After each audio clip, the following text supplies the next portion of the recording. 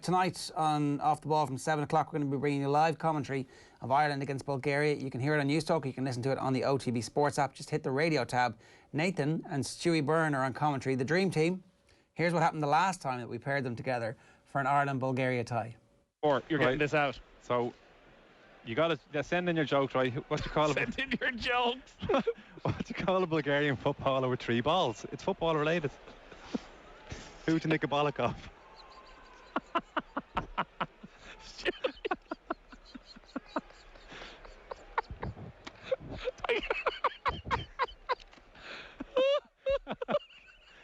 It's quality, isn't it? It's all in delivery, Nathan. Oh my God! Joe Malloy is gone as well. It's not just me. I can't believe that just happened. That's perfectly. That's perfectly. Thank God nothing has happened on the pitch. That's perfectly. Send in your jokes. Apologies if anyone's offended by that. How can anyone be offended by that? See if you can beat that. You'd be surprised. See if you can beat that. You'd be surprised, Stewie. Nathan, trying to get a gig with Sky Sports. That's what you were doing. Wow. Yeah, apologies to everybody. Apologies to anybody offended. Yeah, that was a glorious night. That was live on the radio. Just want to tell everybody that was actually live on the radio. That was the middle of the first half of the game. So it was a friendly against Bulgaria. So there was only about 15,000 people at the Aviva. And to say we were getting funny looks, because as you could tell, it was deadly dull all around. So suddenly the three of us, because Joe was there as well, bursting ourselves laughing, got quite a bit of attention, particularly from everybody else who was trying to work in the media centres, wondering what the hell is going on. If we did that tonight, I suspect the management team would be able to hear it. So yeah. Hopefully Stewie hasn't got anything else up his sleeve. Yeah. Listen, so you're actually going to be in the Aviva tonight, are you? Yeah. We've been there for all the home games so far. Right. It's a bit strange. Is it? Yeah, it's... well, I would say it's not as strange as if you were at a Premier League game where you're used to the packed houses. Like, we've been at a lot of games at the Aviva where there've been 15, 20,000 people for friendlies, where the atmosphere isn't exactly electric. The strangest thing is more the game's at 6:45. Usually you're at the stadium 3 hours beforehand. You're trying to find a bit of parking. There's a bit of a buzz. You might meet a couple of people beforehand. You're probably going to meet a couple of people afterwards. Now you drive down at 6:30. You park straight outside the stadium. In fact, you can park underneath the stadium. You walk in. You don't meet anybody. You don't talk to anybody. You do the game. You go home. You come back home. And you probably do the press conference with Stephen Kenny sitting on your couch back at home.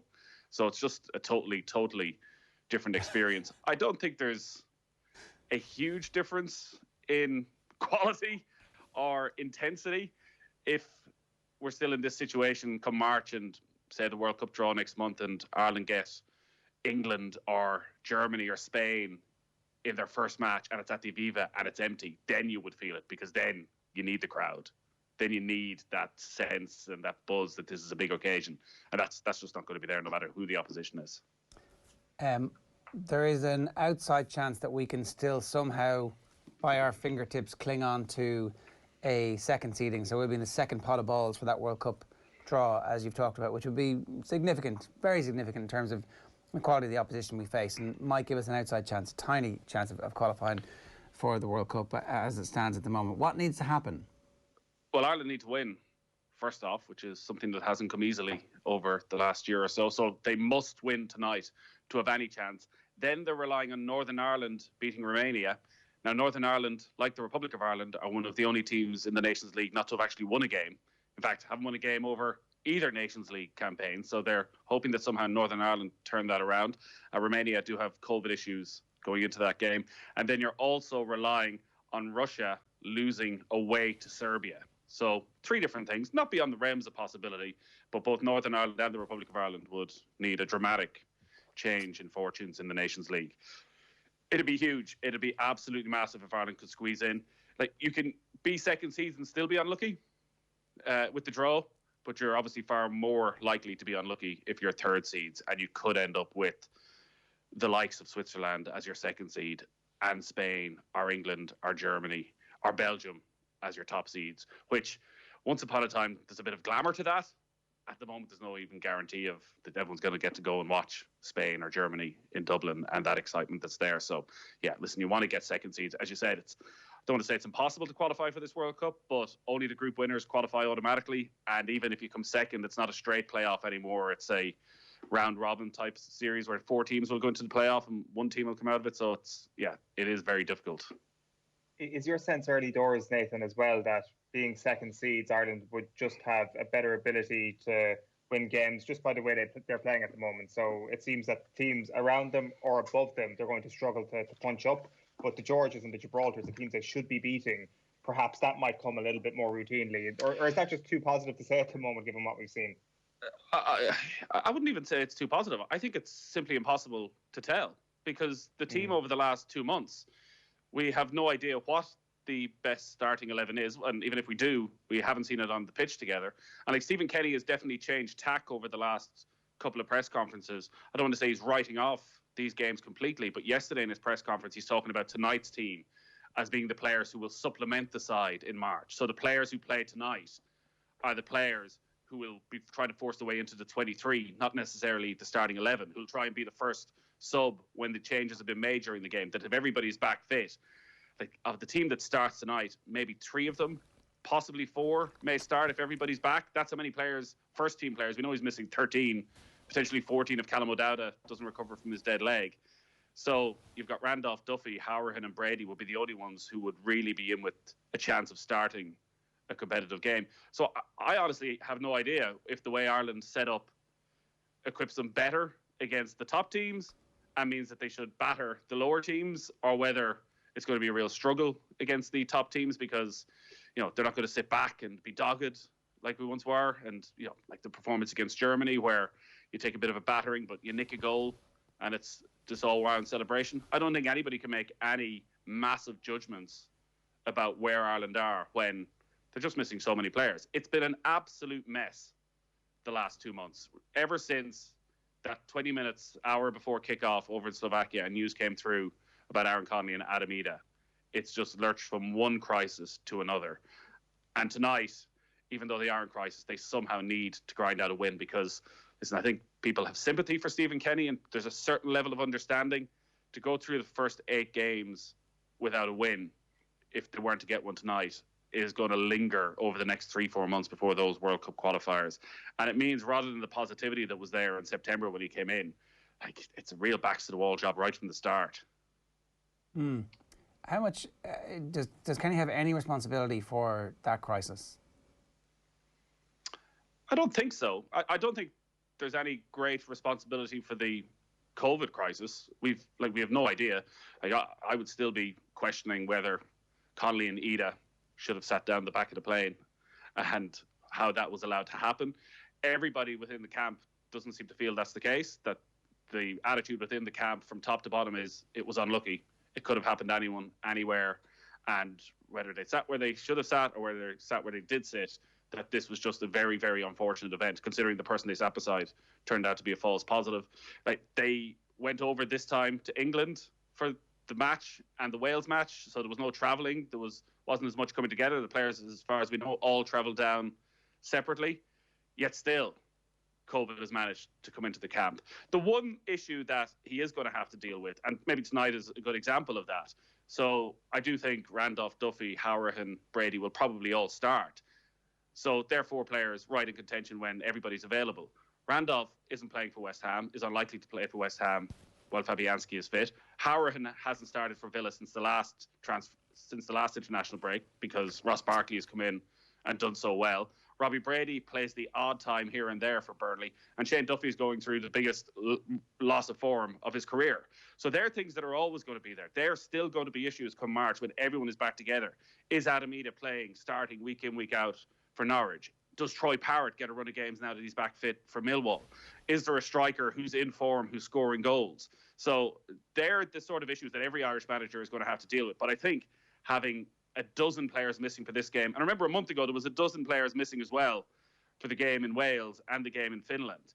It's very, very hard to judge, to be overly critical of what's gone on. The games have been tight. I thought they were a better team against Wales. They're starting games quite well. There is a sense that they lose shape quite easily if things don't go well. But the question is, where are the goals going to come from? That is the biggest issue he faces. Okay, let's talk about the goals, because our problems since Robbie Keane retired, and like, Robbie Keane played an extra couple of seasons at the end for Ireland when, you know, he could easily have retired in terms of the minutes that he was playing, and, you know, fair play to him for actually coming over and putting the time in to be around the squad at that stage.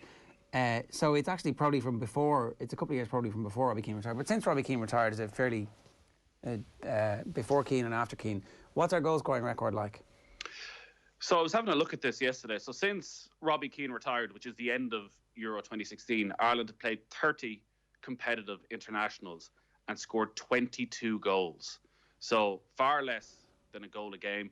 If you look at home, where traditionally Ireland should be stronger, Ireland have played, what are we at? I think it's 10 international goals. They've scored in 14 internationals at the Aviva Stadium. And some of those were against Gibraltar and against Moldova. So these are competitive Ireland, games only. That's just these are not the friendly. So 14 home competitive games, 10 goals in those games. And Moldova and Gibraltar during that time, the only teams that Ireland scored more than one goal against at home, Moldova and Gibraltar. And even looking further back, this isn't totally a new problem. Over the last decade, the only team of any note that Ireland have scored more than one against at home is Austria. I think that was back in 2012. So if you're looking at, we're talking about seedings, if you're talking about top seeding, second seeding, like Austria are the only one that Ireland have scored more than one goal against. And it's you have to be flawless at the back. And in fairness to Ireland, defensively, they have been very strong in recent years. But if you're only going to score on average one goal a game, you cannot afford to make any mistakes at the back. You have to be perfect. And Ireland haven't been over the recent run of games, which is why they're losing games.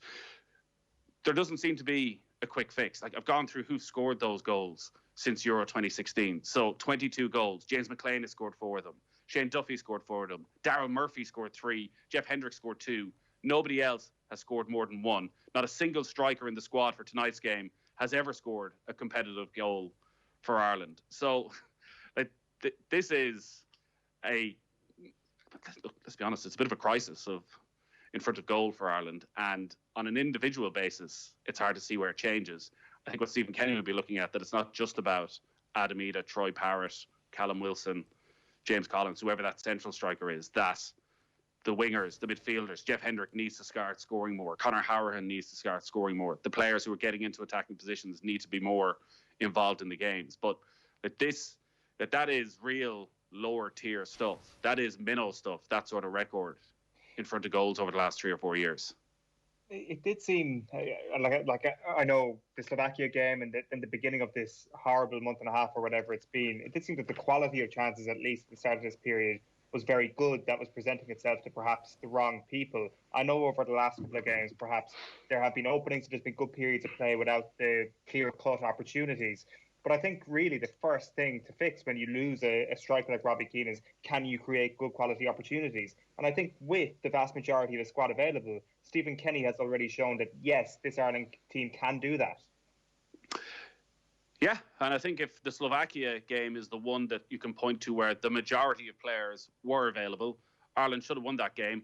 You cannot create better chances than Ireland created in that. Like, Conor Hourhan has to score that. And you can say it could fall to a different player.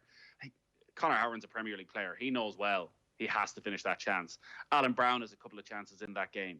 You have to finish them. So when you create the chances, you have to take them. Now, in the last few games, Ireland have had decent spells of possession in the final third and have totally lacked any sort of a cutting edge. So even though it feels as though you're playing well and you're putting a little bit of pressure on, you're not actually testing the opposition goalkeeper. But the Slovakia one is the one that Kenny does go back to and will continue to go back to about how he wants this team to play. It wasn't about the strikers that night creating the opportunities. It wasn't about Dave McGoldrick creating or having the final opportunity, even though he was very involved, obviously, in that chance that Conor Hourhan ended up missing. It's about the midfielders getting into advanced positions. Like, how often did we see Enda Stevens that night bomb forward down the left-hand side, get right into the box? That's what he wants to see. Everybody being a part of the attacking force. But somebody needs to step up. And we need players who are getting to double figures. Yeah. Have you picked a team for tonight? Yeah, geez, it's very, very tough. Randolph is starting goals. I wouldn't be surprised if he doesn't change the back four from the game against Wales. So Christie at right back, Darryl Shea left back, Kevin Long alongside Shane Duffy in the centre of the defence. Maybe Kieran Clark comes in. I think if Kieran Clark was fit and got a run of games at some stage, he probably would be the first backup to Shane Duffy and to John Egan. He just hasn't had that. He has barely played for Ireland over the last few years, but he's back in the squad. So unless he decides to give Clark a run out, but I wouldn't be surprised if he doesn't change the defence. In terms of further up, Howerton, I would expect, will start potentially alongside Josh Cullen in the middle of midfield. So sort of 2 6s, and then potentially Robbie Brady just in front with Callum O'Dowda if he's fit on the right. I think Daryl Horgan will play again. He's done really well over the last couple of games. And probably James Collins through the middle. If O'Dowda isn't fit, perhaps he goes with Brady on the right-hand side and Jason Knight in the middle. I don't think Jack Byrne is going to start. I could be totally wrong. He may have seen enough in the positive things Jack Byrne did on Sunday to feel that he's ready for this. He obviously made the mistake for the pass for Jeff Hendrick that results in Hendrick getting sent off. So a lot depends on O'Dowda. I think if O'Dowda's fit, I'm judging by yesterday, it didn't sound overly promising that O'Dowda would start. So I would say Brady on the right, Horgan on the left potentially, and Collins through the middle with maybe Jason Knight coming in and getting a start alongside Cullen and Howerton. What time's kick-off? 7:45. 7:45 kick-off, live on Off the Ball tonight. One last thing, how's the Mo going? Just about, can you see there? Yeah. It's a bit... my wife keeps saying it's like, the Scousers in Harry Enfield, that the hair and the tash together. No, how does that go? All right. They've got the big sort of perm. I know, yes, I did know. Good man. All right. Just had to get you to do the impression. Right, we're all doing Movember here on OTB AM alongside Gillette, who have special Movember packs in store in Tesco. A donation will be made to charity for each purchase made, or you can head over to movember.com/Gillette for more ways to get involved and to donate to a brilliant cause. OTB Sports Radio really busy today. Doug Leash and McAteer, the full Cadbury show straight after us this morning from 10 o'clock. And then your exclusive first listen today, 12 o'clock, it's the Bernard Brogan podcast. Episode 1 is Ty Kennelly. It's great stuff there. Sonia Sullivan's OTB Gold. Our Legends interview is Matt Holland. And our retro panel is Tyrone's GAA Golden Days, when they were the undoubted, undisputed team of the noughties in anybody who has any brains power rankings. And then Mick O'Connell at 80. The infamous interview that we did with Mick O'Connell back when he turned 80, that one is live from 6 o'clock tonight. Now, in the next hour, we're going to speak with Jess Kelly about jerseys for Roisin, and Mike Tyndall is talking Ireland-England. Let's see how David Brady gets on in Scoreboard Jungle next.